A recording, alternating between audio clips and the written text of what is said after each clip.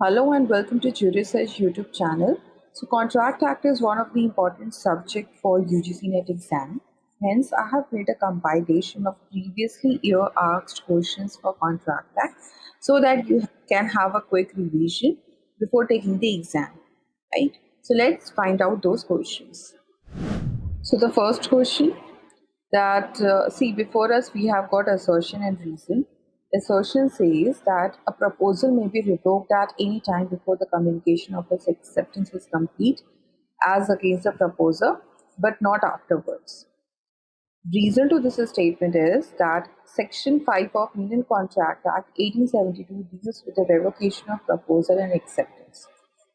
Right now, from this question, you have to go through both statements given under assertion and reason, and you have to choose the correct option. So देखिए Indian contract act में proposal और acceptance of that proposal is very much essential, right? तभी वो promise बनेगा and if it is combined with the consideration तब आपका agreement बन जाएगा. तो क्या प्रपोजल को आप रिवोक कर सकते हो या एक्सेप्टेंस को आप रिवोक कर सकते हो under Indian contract act? Yes. See, revocation means cancellation, right? So you can cancel, you can revoke your proposal, your acceptance before the communication is complete, right? So जो हमारा section 5 है वो कहता है it deals with the revocation of proposal and acceptance, right? So section 5 का ही आपका language दिया गया है assertion में, which is a proposal may be revoked at any time before the communication of its acceptance is complete as against the proposer but not afterwards. This is the language of section 5. Hence, accordingly, option number 4 is the correct option. So again, we have got questions related to assertion and reason. Let us find out what are they. So assertion कहता है that acceptance is to offer what a lighted match is to train of gunpowder. Reason says acceptance can't be separated from offer. So आपके पास चार options हैं and out of the given 4 options we have to choose the correct one. Now let us just watch out the assertion that acceptance is to offer what a lighted match is to a train of gunpowder. So as you can see that it is a metaphor statement. ठीक है, and it was given by Ansel, right? जिनके हिसाब से ये था कि अगर जिस हिसाब से अगर गन पाउडर से भरी ट्रेन है और अगर आप उस ट्रेन में आग लगा दें माचिस से और it will result to explosion and that explosion is irreversible. So वही ये कंपेयर कर रहे थे एक्सेप्टेंस और प्रपोजल के बीच में कि जैसे ही आप प्रपोजल कर रहे हो और आपको एक्सेप्टेंस मिल गया so it will be irreversible, right? So which is not true in the present scenario. Anson के time of course it was irreversible था बिकॉज उस time instant mode of communication नहीं होते थे. लेकिन आज के डेट में you can reverse your acceptance before the completion is completed, right? तो आप रिवोक कर सकते हो एक्सेप्टेंस को. सो अकॉर्डिंगली ये जो रीजन दिया गया है that the acceptance can't be separated from offer is completely false. Hence option number 1, which is A is true and R is false, is your correct option. Next question is, in which of the following situations the quasi-contract doctrine is not applied? Option 1, in disputes regarding payment for goods delivered or services rendered with a formal contract. Option number 2, where no contract but fictional agreement arise. Third is where there is an unjust enrichment without a formal contract. And fourth is where there is a liability to pay gratuitous salary. So out of the given 4 options, you have to choose the correct one. So आइए देखते हैं. Quasi contract का जो doctrine है काफ़ी simple concept है, right? And it is being covered from section 68 to section 72 of Indian Contract Act, right?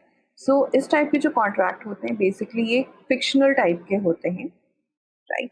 सो इसमें actual contract parties enter नहीं करती हैं, लेकिन इस तरह के ऑब्लिगेशंस क्रिएट हो जाते हैं बिटवीन द पार्टीज कि it seems that they have actually entered into a contract, right?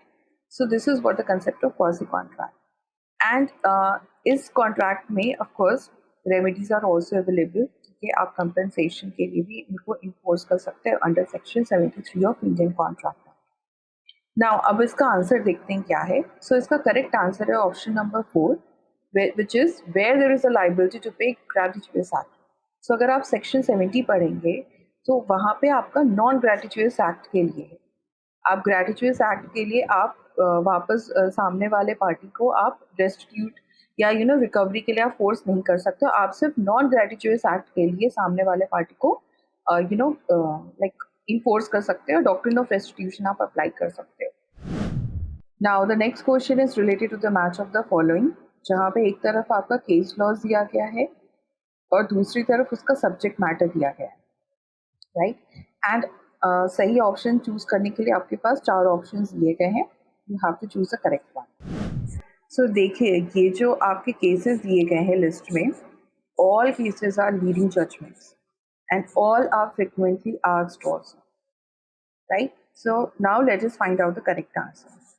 सो पहला ऑप्शन है आपका फिशर वर्सेस बेल। ये किससे रिलेटेड है? ये रिलेटेड है इन्विटेशन टू ट्रीट से।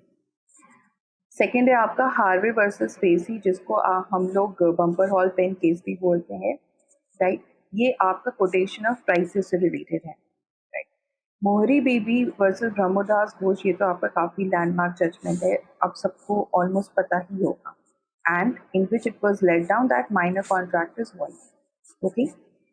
Last is Dunlop tyre versus Selfridge and company, ये आपका केस रिलेटेड है प्रीविटी ऑफ कॉन्ट्रैक्ट से। Hence, accordingly, option number 1 is your correct answer. See, next question. It's related to the frustration of contract. That frustration of contract implies legal impediment to materialize the contract, or commercial hardship, or financial constraint, or physical impossibility due to disappearance of the subject matter of contract or object has failed to materialize. Okay, so out of the given 4 options, you have to choose the correct one. So see, जो section 56 of Indian Contract Act है, it basically talks about the frustration of contract, right? Frustration of contract जो आपका section है उसमें 3 Paris दिए गए हैं, wherein की जो पैरा 1 है वो इनिशियल इम्पॉसिबिलिटी की बात करता है, पैरा 2 सब्सिक्वेंट इम्पॉसिबिलिटी की बात करता है, पैरा 3 कंपेंसेशन की बात करता है, राइट। सो देखिए, फ्रस्ट्रेशन ऑफ कॉन्ट्रैक्ट बेसिकली होता क्या है कि अगर मान लीजिए कि आपने कॉन्ट्रैक्ट एंटर किया और एंटर करने के बाद अगर जो उसका सब्जेक्ट मैटर है, जो उसका ऑब्जेक्ट है, जो उसका एक्ट है, अनलॉफुल हो गया है या इम्पॉसिबल हो गया है, तो इस केस में कॉन्ट्रैक्ट विल बिकम वॉइड, ठीक है। सो अकॉर्डिंगली जो आपका आंसर है, it is option number 4 which talks about the physical impossibility due to disappearance of the subject matter of contract और object has failed to materialise. Physical impossibility का मतलब होता है कि इम्पॉसिबल हो गया है उस काम को कैरी आउट करना, ठीक है, फिजिकली आप नहीं उसको अचीव कर सकते। सो ये जो एक्ट है आपका, ये this will amount to the frustration of contract. Whereas अगर मैं कॉमर्शियल हार्डशिप की बात करूँ या फाइनेंशियल कंस्ट्रेंट की बात करूँ, ठीक है, तो ये जो आपका फाइनेंशियल वाला आस्पेक्ट है, ये फ्रस्ट्रेट नहीं करता है कॉन्ट्रैक्ट को, ठीक है। फ्रस्ट्रेशन ऑफ कॉन्ट्रैक्ट के लिए ज़रूरी है जो आपका ऑब्जेक्ट है, राइट, जो आपका सब्जेक्ट मैटर है वो कम्प्लीटली डिस्ट्रॉय हो जाना चाहिए, या तो वो अनलॉफुल हो चुका है या वो इम्पॉसिबल हो चुका है, आप उसको अचीव नहीं कर सकते। So these 2 things basically determine the frustration of contract. So आइए देखते हैं नेक्स्ट क्वेश्चन क्या है। इसमें देखिए आपके सामने 2 स्टेटमेंट दिए गए हैं, जिसमें कि आपको चूज़ करना है कि क्या दोनों स्टेटमेंट सही हैं या दोनों गलत हैं, या इनमें से कोई एक सही है और एक गलत। Okay, so now let us see. Statement 1 says that a contract which ceases to be enforceable by law becomes void when it ceases to be enforceable. Right. Statement 2 कहता है कि an agreement in restraint of trade is voidable. So out of the given 4 options, you have to choose the correct one. So see, जो आपका section 2 है दिया गया Indian contract act का, काफ़ी इंपॉर्टेंट सेक्शन है। आप उसके सारे क्लॉजेस को पढ़ के जाइएगा। उसमें एक क्लॉज आता है सेक्शन 2J, जिसके अकॉर्डिंगली ये जो आपका स्टेटमेंट 1 है, it is the correct statement, all right. वही अगर स्टेटमेंट 2 की बात करें, that an agreement in restraint of trade is voidable, it is completely wrong, because according to section 27 agreement in restraint of trade is void, okay. So आप void agreements का list भी ज़रूर करके जाइएगा। सो अकॉर्डिंगली आपका statement 1 is the correct and statement 2 is false, okay. So option number 3 is your correct answer. Next question. that which of the following is not one of the modes of termination of agency. So whether it's insolvency of principal or agent's death, general lien or revocation.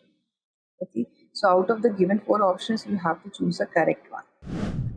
सो देखिए जो termination of agency है वो covered है under section 201 of Indian contract act, जिसके according 5 mode होते हैं, 5 grounds होते हैं on the basis of which you can terminate the agency. Okay, so कौन कौन से ग्राउंड्स होते हैं देखिए. फर्स्ट होता है आपका when the principal revoke his authority. Second तब होता है जब एजेंट खुद ही रिनाउंस कर दे बिजनेस ऑफ एजेंसी को. थर्ड होता है जब एजेंसी का जो बिजनेस है वो कंप्लीट हो चुका है. फोर्थ तब होता है जब प्रिंसिपल या एजेंट दे आर डाइंग और they have become unsound mind. All right. And the fifth one is जब प्रिंसिपल इंसॉल्वेंट हो जाए. So these are the 5 points on the basis of which agency could be terminated, and accordingly option number 3 is your correct answer, which is general lien, because general lien is not the mode for terminating the agency. Now the next question, ये आपका match of the following है. So एक तरफ आपके sections दिए गए हैं और दूसरे column में आपका particular provisions दिया गया है. You have to match the correct ones. सो देखिए ये जिस तरह का क्वेश्चन दिया गया है इसके लिए आपको बेयर एक्ट का इंडेक्स देखना बहुत ज़रूरी है. ठीक है, अगर मैं बेलमेट की बात करूँ तो बेलमेट का सेक्शन स्टार्ट होता है फ्रॉम सेक्शन 148. प्लेज की अगर बात करूँ इट स्टार्ट्स विद सेक्शन 172 और उसके 10 ही सेक्शंस बाद आपका एजेंसी शुरू हो जाता है फ्रॉम सेक्शन 182. तो अगर आपको इतना भी रफ आइडिया होगा ना, आप लोग करेक्ट ऑप्शन चूज कर सकते हैं. So accordingly, if you match with the correct provisions, the answer will be option number 4. जिसके according section 162 में आपका दिया गया है termination of gratuitous bailment by death. Section 178 में दिया गया है pledge by mercantile agent. Section 214 में दिया गया है agent's duty to communicate with principal, and lastly 150 में दिया गया है bailor's duty to disclose false in goods faith. सो अगर आप UGC नेट एग्ज़ाम में इंटरेस्टेड हैं और आप 2023 में ही अटैम्प्ट देना चाहते हैं तो ज्यूरी सर्च अकेडमी आपके लिए UGC नेट हाइव बैच लाया है, हाइव कोर्स लाया है, राइट, जिसमें कि आपको लाइव लेक्चर्स मिलेंगे for paper 1 and paper 2. Study material provide किया जाएगा फॉर पेपर 1 एंड पेपर 2. इसके साथ साथ आपको मॉक्स भी मिलेगा, right. So all these things will be provided. आपको अगर डिटेल्स जाननी है इस कोर्स के बारे में then you can visit the link which I have provided under the description box. So if you are the one who is preparing for UGC NET exam, then for you, Juris Search Academy has just launched a crash course which is exclusively made for June 2023 attempt, right? So इसमें आपको study material provide किया जाएगा in online mode for paper 1 and for paper 2. Recorded lectures दिए जाएंगे for paper 1 and for paper 2. इसके साथ साथ आपको मॉक्स प्रोवाइड किया जाएगा फॉर डूइंग प्रैक्टिस एंड और भी कई फीचर्स हैं which is added in this course. So to know more about this course और to buy this course, please do contact on a given number which I have dropped under the description box. Thank you for watching this video and do not forget to subscribe to Juris Search channel to get the further updates.